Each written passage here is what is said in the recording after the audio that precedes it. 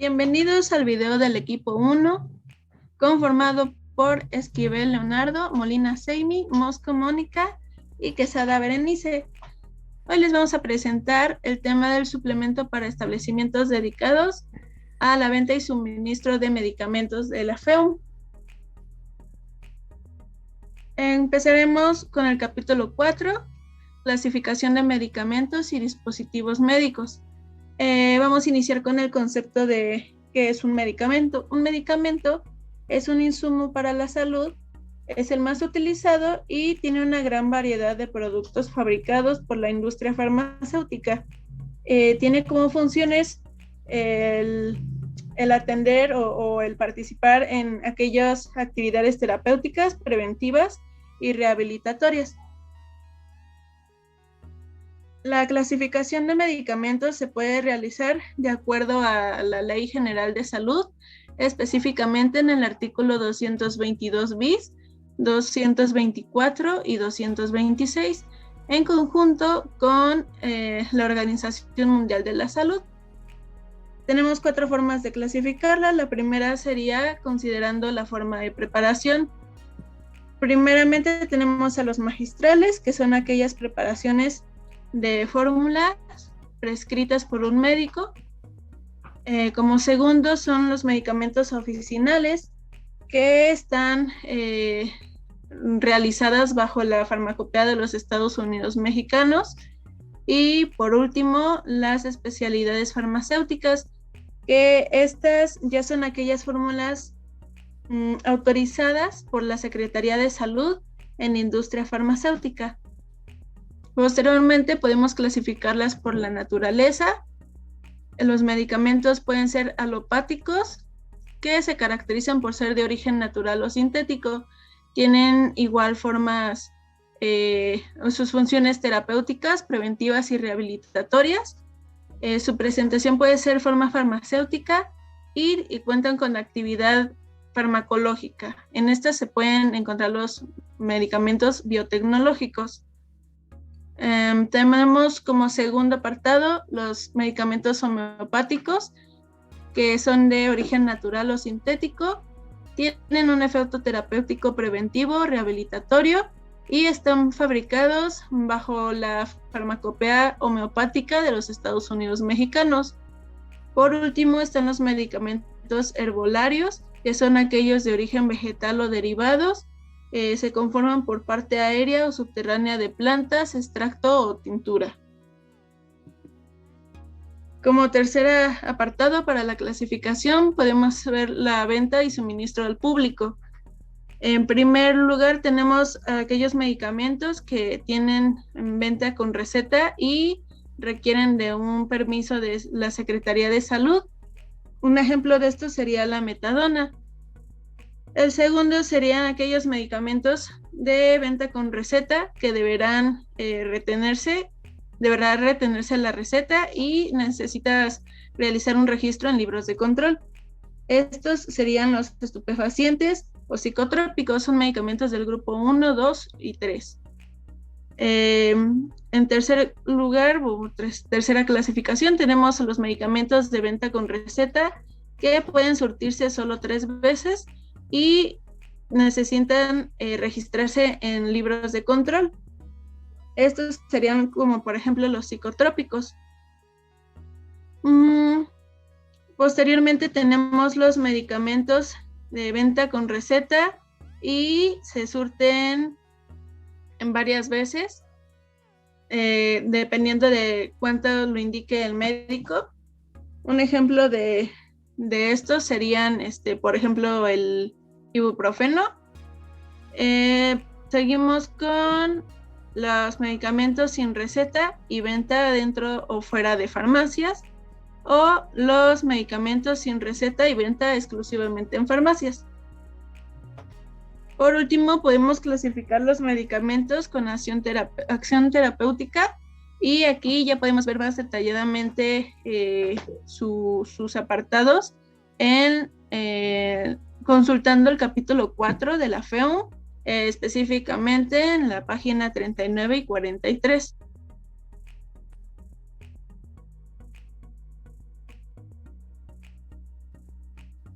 Llegamos a la clasificación de dispositivos médicos.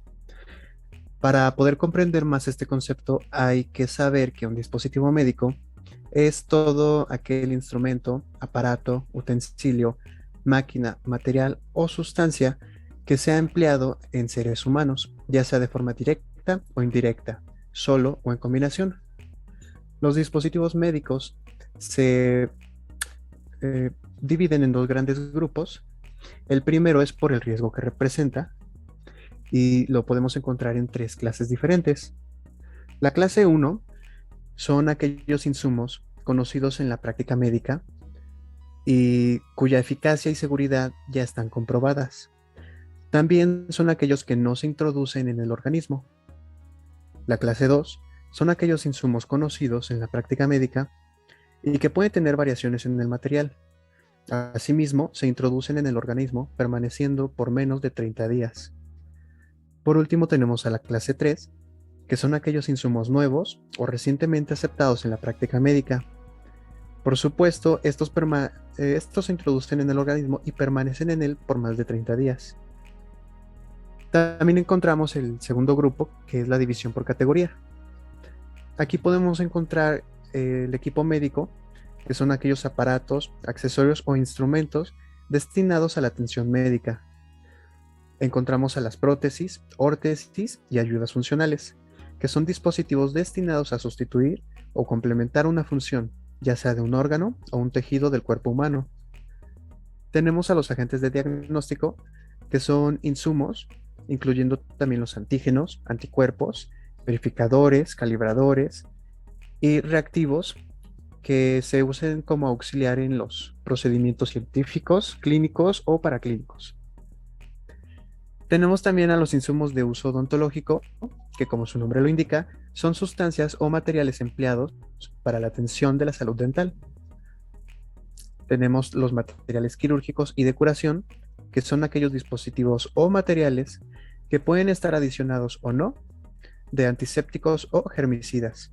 Estos se utilizan mayormente en la práctica quirúrgica y también podemos considerar dentro de este apartado a los materiales y sustancias que se aplican a otros dispositivos médicos con la intención de desinfectar, descontaminar o sanitizar. Por último, tenemos a los productos higiénicos, que son aquellos materiales o sustancias que se apliquen sobre la superficie de la piel o las cavidades corporales y que puedan tener una acción farmacológica o preventiva. La finalidad de ello es prevenir la transmisión de enfermedades.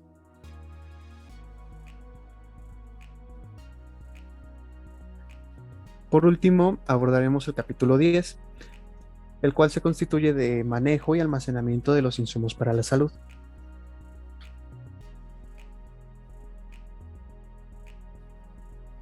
Comenzamos entendiendo lo que es la infraestructura, cuyo término se define como el conjunto de medios técnicos, servicios e instalaciones necesarios para el desarrollo de una actividad o para que un lugar pueda ser utilizado. En general, los establecimientos deben mantenerse a no más del 65% de humedad relativa, bien ventilados y a una temperatura no mayor de 30 grados Celsius. Esto es que se deben de mantener condiciones de temperatura y de humedad controladas. Si nuestra infraestructura tiene determinadas características, debemos adaptar un plan de protección de insumos contra contaminantes y todo aquello nocivo para su vida útil. Esto es que si tenemos ventanas, se deben de estar protegidas debidamente para evitar que entre la luz solar, el polvo y otros contaminantes como sería la fauna nociva o la lluvia. Para poder comprobar que se cumple con las condiciones de almacenamiento, vamos a requerir de un registro de sistemas e instrumentación. Esto quiere decir que cuando nosotros llevemos un registro manual o automatizado de la temperatura y la humedad, lo realicemos con instrumentos que estén calibrados y que estén debidamente registrados. El establecimiento debe de tener un espacio inmobiliario suficiente, apropiado para las operaciones y para las actividades de limpieza, archivo de documentación legal y administrativa. Asimismo, el establecimiento, el mobiliario y los equipos deberán de mantenerse limpios y en buen estado, Se debe de contar con un programa de mantenimiento preventivo para el establecimiento, el mobiliario y el equipo, con la intención de minimizar el riesgo a los medicamentos y a los demás insumos para la salud.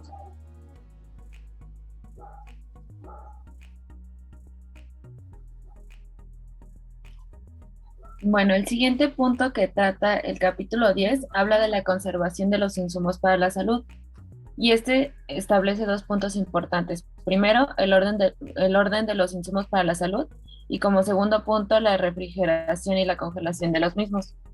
Para el orden de los insumos para la salud, el establecimiento establece PNOs para el método de acomodo y ubicación de los insumos, así como establecer a un personal capacitado para localizarlos, surtirlos y reponerlos.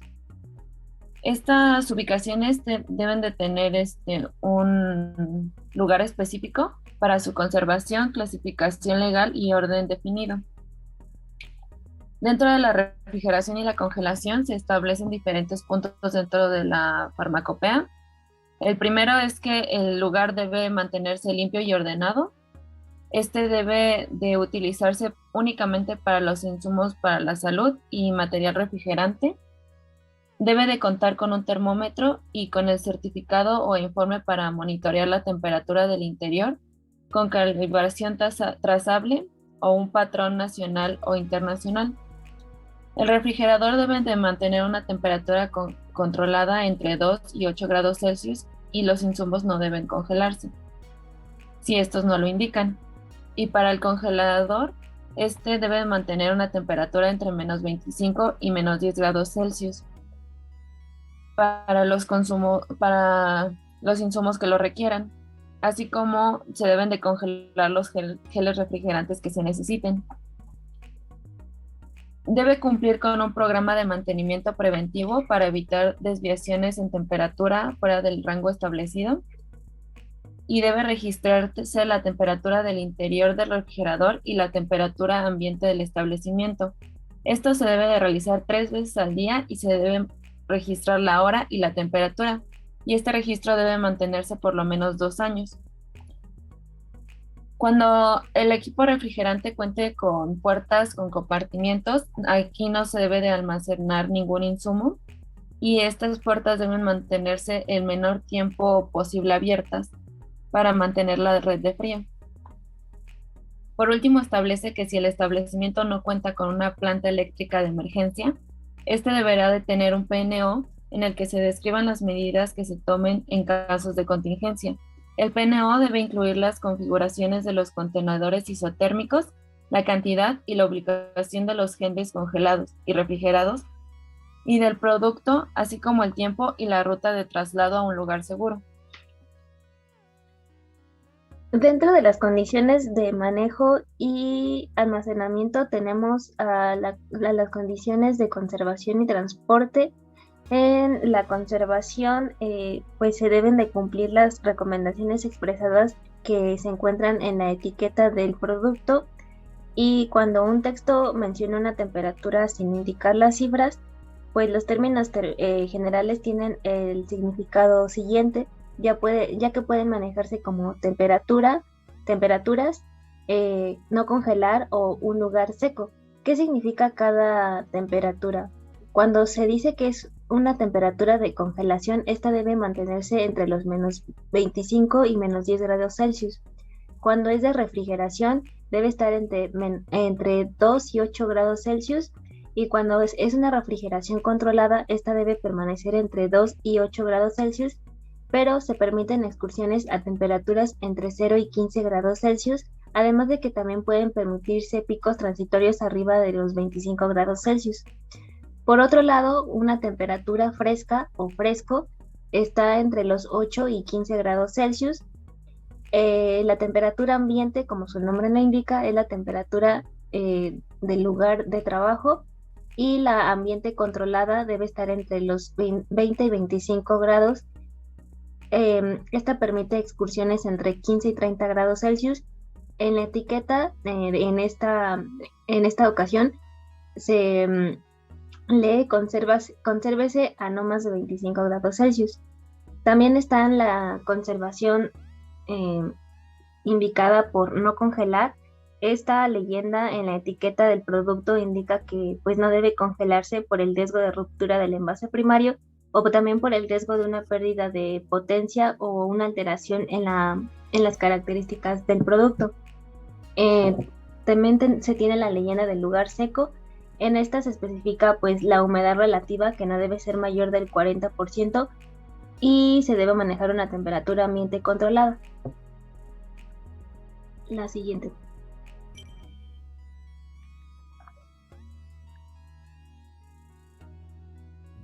Ahora tenemos las condiciones de transporte.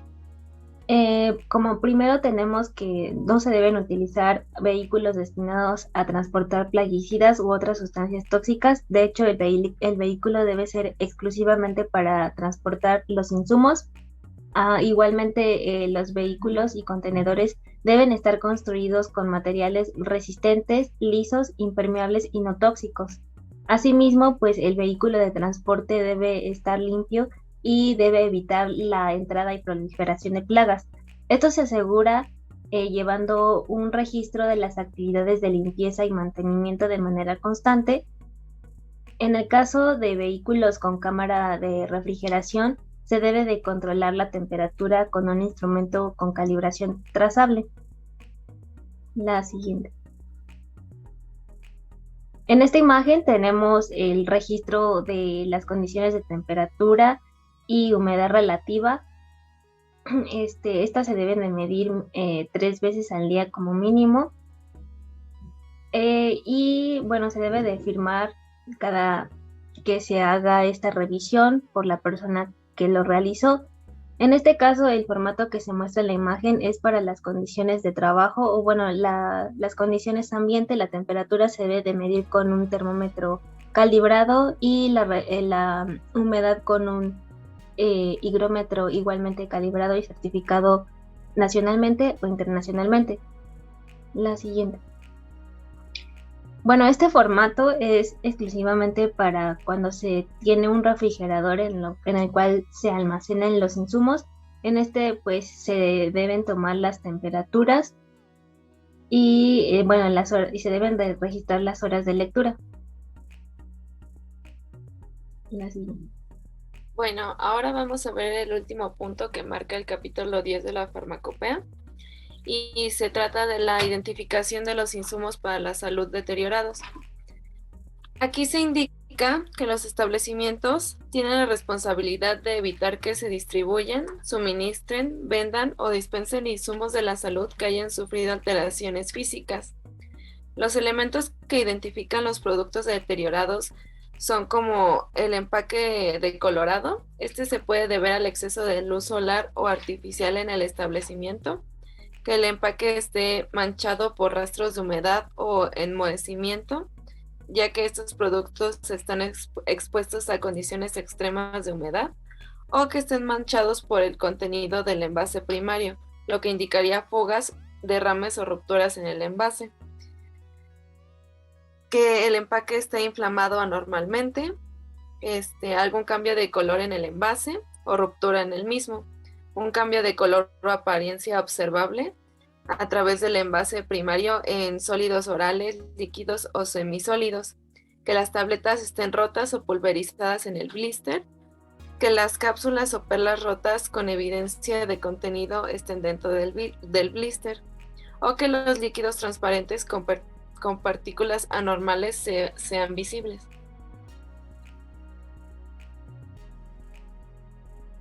Bueno, finalmente tenemos las referencias. Básicamente la información fue sacada de la farmacopea, del suplemento.